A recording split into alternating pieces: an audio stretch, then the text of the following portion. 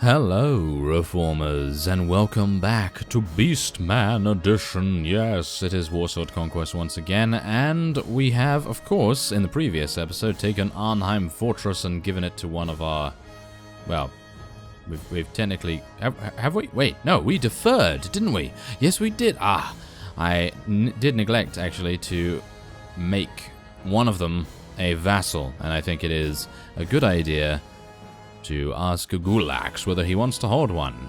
Arnhem Fortress. Yes, there we go. Goodbye. It would be my honor to serve you by governing it for you. Yes, there we go. Okay, so now he's Lord Gulax. That's going to be really, really good. Now, I have gotten some of the high-tier cavalry because, well, I think it's about time that we are able to chase down those terrible, terrible people that decide that they would rather live than die. I mean, come on now. That's just so rude of them, isn't it? Yeah, it's very rude. And... well, these guys are hopefully going to do that. So we have 15 of them. They are the highest tier of cavalry. And as you can see, they actually have some really, really good skills. And I mean, literally 8 in riding skill, 9 in athletics if they get dismounted. That is just insane. I'm actually thinking even without mounts, they would probably be able to catch up to anyone apart from maybe Elves and Skaven. But still, that's really, really nice. So, as you can see here, we are right outside Palace of the Ever Queen. Now, the reason I'm here and not actually at Tor Anlek is a very good one. And that is because they have over 600 units there, and I don't think I would be able to eliminate them, which would be quite the shame, in actual fact. So, we're going to take this first. We're going to try and surround the town in our own castles and things, and hopefully that will then result in us being able to amount a pretty reasonable force. Hopefully Lord Gulax will actually decide to do something useful. And if he decides, hey, you know what, I'm going to go and help the liege a little bit. Oh, there goes a guy. Did you see that? Oh, that guy fell off the top of the tower there. That's pretty cool. But yes. Also, have you noticed something? I think the banner has changed. Oh yes, the banner has changed rather considerably. We are now the Le Morne Slices as well. Yes, I changed the faction name too. So we are now the Le Morne Slices, and we do slice, that is for sure, and we are rather tasty. So I guess we just have to make sure that the trolls don't get a hang of us, and hopefully they will not... Oh, maybe I can slice from over here. Nope, okay, apparently not. But still, the point is, hopefully I'll be able to eliminate as many of these guys as possible with slicing them in half. Sounds like a good plan to me. Okay, so I am actually being shot, I think. Well, whatever the case, we do actually have a couple of people that are getting in here. I would very much appreciate it if you could move a little bit further in. I am being shot rather a lot. Oh no, that's not good. Okay, hopefully I'm facing the right way now. Yeah, come on, get in. There we are.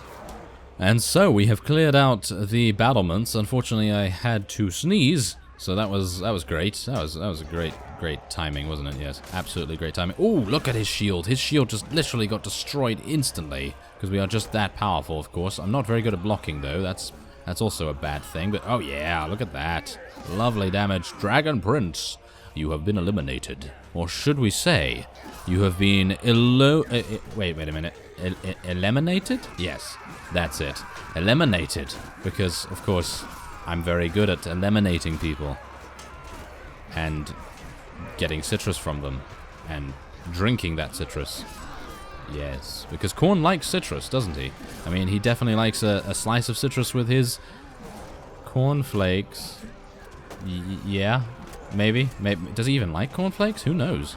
I mean, we don't know. Wow, this is not going well, I have to say. This is not going well. Not for me right now, at least. Look at my HP. It's pretty bad. Okay, come on. No. Yeah, no. Yeah. Oh, hello. Apparently there's a rogue Beastman here. Well, I'm hopefully going to help him out a little bit. Come on now. Yes. Maybe. There's a little bit of damage. Oh, yeah, there we go. That was close. That was very close indeed. Wow, they have a lot of HP, don't they? I mean, literally, I just hit that guy for 92, and he is still kicking. Yes, still kicking me down and destroying me. Oh, yes. I probably should have followed the Beastman over to the archery nest, because that would have been a much better thing to do. But at least we get to take a look at an alternative sort of layout. It is relatively similar, but of course that is to be expected. It is a high elf fief.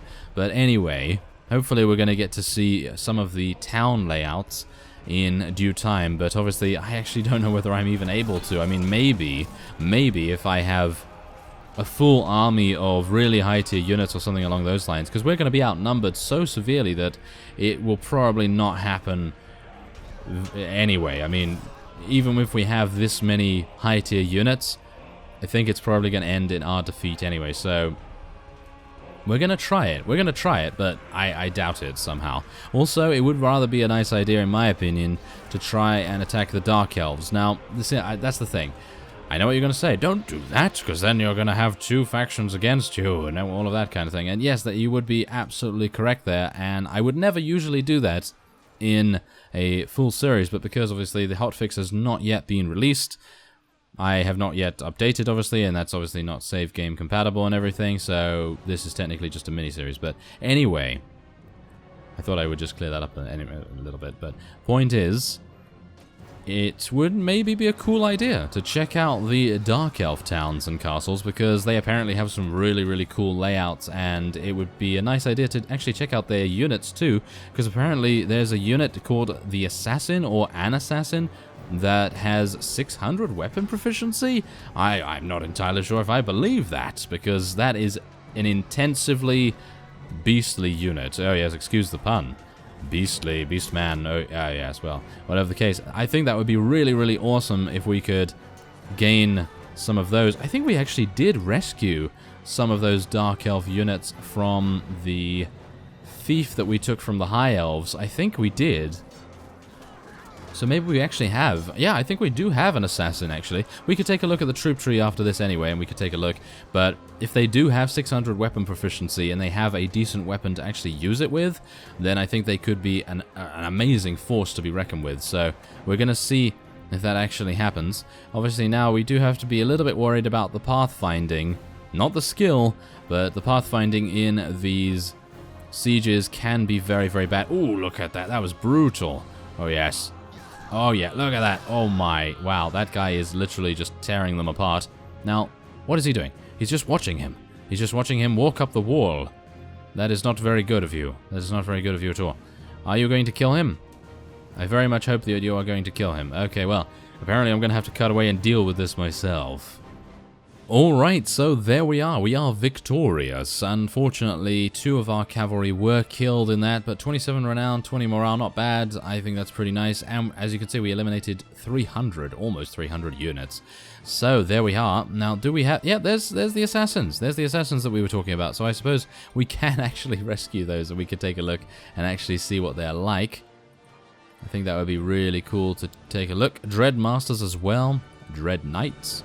And we also have some Bloodshades there. Well, the Dark Elves actually seem to have much more expanded troop trees than they used to, because I seem to remember they had very bad units in actual fact. I seem to remember they just went to Corsairs and something else, but maybe that was just me. Maybe I didn't explore it enough, but yes, well, we are going to be checking that out very, very soon. I have a couple more spaces. Maybe I can actually take most of these. We are going to be placing them in the garrison anyway, so I don't think being too selective about them is going to make too much of a difference. So there we go. Thank you. Okay, so unfortunately, the High Elf Lord did escape, which is, well, always disappointing, of course, but we have taken a castle, which is excellent. So let us defer appointment of a Lord.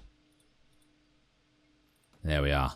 Excellent. Okay, so now this has 56 units there, and we are now going to be making Zahaz into a vassal, I think. Yes, let's do that. Would you be interested in doing that? Yes, Palace of the Ever Queen.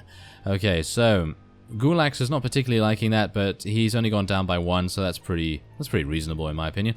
And we are now going to level up a couple of our units there. Okay, so Assassins, let's take a look, shall we? Yes, they do. They do have almost 600 weapon proficiency. They have 15 Iron Flesh. I actually heard from one of you that there is actually a companion with, what is it now? He has, I think, 250 strength or something along those lines. I don't even know. I don't even know how that's possible, but it is apparently. Not entirely sure, but obviously considering there's 83 or something companions in this mod, it's going to be very difficult to actually find the particular one that has those stats. But if you do find him, then obviously you're going to be very, very happy indeed. So yes, these guys very, very powerful, obviously, but we do want to take a look at what weapons they're using. So let's have a look. Where are the Dark Elves? Dark Elves. Dark Elf Kingdom. There we go. Yes, assassins. So they use triple shot hand crossbows, wow, very nice, and assassin swords. So they don't have shields, so they're going to be very, very, well, I was going to say squishy. I was going to say very easy to kill, but they have 95 HP as well, so that is very, very good. And these guys have 57, 57, and 64. So basically, if you want cavalry and extremely good specialists, I would definitely call these assassins specialists because they have range and exceedingly good, well, melee skills, I would say. Then look no further. You have the assassins. I would assume that they're going to be very difficult to level up, but once you do get them leveled up, you're going to be very, very happy. As you can see, the jump from Bloodshade to Assassin is huge. I mean, look at the weapon proficiency difference as well as the Iron Flesh difference. It's insane. Absolutely insane. So that's pretty cool. That is pretty cool. So if we do go against the Dark Elves at some point, it's going to be very nerve-wracking indeed. Alright, so after our recent capture of the Palace of the Ever-Queen, we have now encountered one of the, well, I would say one of the most powerful High Elf vassals I have ever seen, so far at least, and he has a total of 264 units in his army, which is amazing. So, as you can probably tell, we have 277. Now you may be thinking, how did you do that? Well, yes, that's the thing. I actually only have 155 units in my army because I went back to our own castle and placed a couple of units in the garrison there, mainly the Dark Elf ones. And who but Zarhax came out of, or Zarhaz even. Zarhaz.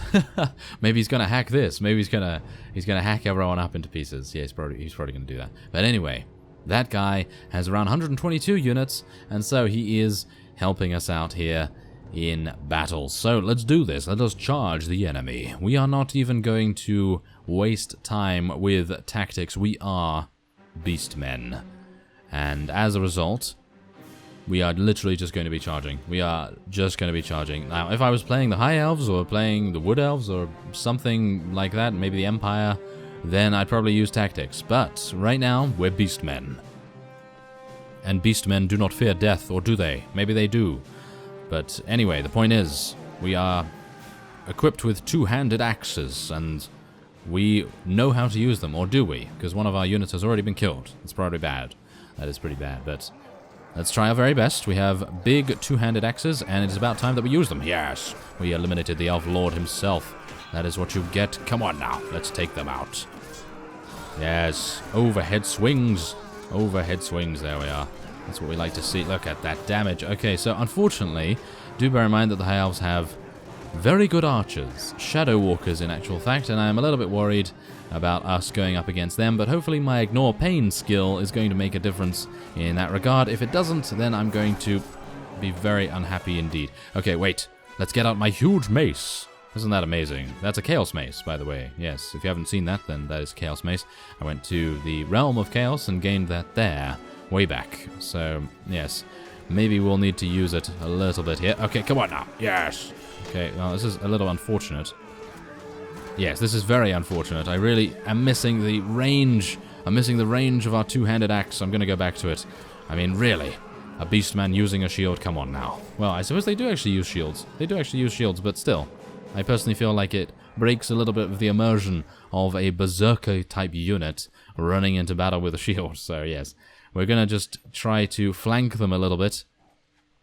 As you can see, we're actually doing pretty well. We are not even losing that many, which is quite surprising, I have to say. Now, let's just try and eliminate them. Ah, they're dodging. They are dodging rather well, in actual fact, but Mighty Blow is definitely helping us out here. Very, very nice. There we go. Come on. Yes. Oh, no, he's dodging. He's dodging multiple times in actual fact. Oh my, yes. This reminds me of Blood Ball. Blood Ball? Yes. It may as well have been called Blood Ball because really that was, yes, it was kind of painful, but Blood Bowl. Yes, it reminds me of Blood Bowl where the High Elves are exceedingly good at passing and dodging and being very frustrating indeed. And don't even get me started, you know, I mean, that's the funny thing. when I'm playing Blood Bowl, I really do not like the humans. It's kind of weird, because the humans are such a sort of standard team, but they become so frustrating to play against because they just have... I don't even know. They just have a way about them that is very like, yes, I have these skills, and you should very well easily be able to beat me, but no, I am not going to allow you to do that. So yes, them and the Dwarves, pretty tricky for me, but I don't know. It's kind of weird. Kind of weird, but yeah, I suppose it depends on your definition of difficult, doesn't it? Yes. So let's see now. Come on, let's take out this guy. He's just dodging all the time. I mean, really, it's absolutely terrible. Okay, so how many units do we have left to slaughter? Now we've actually lost 4 of our own units, which is not that bad, and Zahez has only lost 8 out of his entire... Whoa, look at that! That is a lion, if ever I saw one. Is that a lion? Wow, now that looks cool. That does look cool. It's actually really nice to see these kinds of things in the actual battlefield, rather than just being like, oh yes, I'm going to look at the troop trees, and they have this, and they have that, but it's really nice to see it in actual gameplay. I like that quite a bit. So, there we are. 1 enemy remains. Hopefully, yes, there we are. Hopefully we were going to catch up to him. And there it is. A very worthy victory indeed. We lost 3 of our Wargors and 1 of our mounted units, but that's not a big deal at all, in my opinion. There we are. So let us charge in once again. They only have 103, and I have been restored rather considerably because of our amazing Jorga. Yeah, because of him. He is doing a very, very good job at restoring our HP, of course. And, wow, these Dragon Princes, they really don't know what they're running into. I mean, literally, look at the Beastmen. Look at them. They are just absolutely... they are just... I don't even know. There's a term... Zerging. They are just zerging. They are literally zerging, and...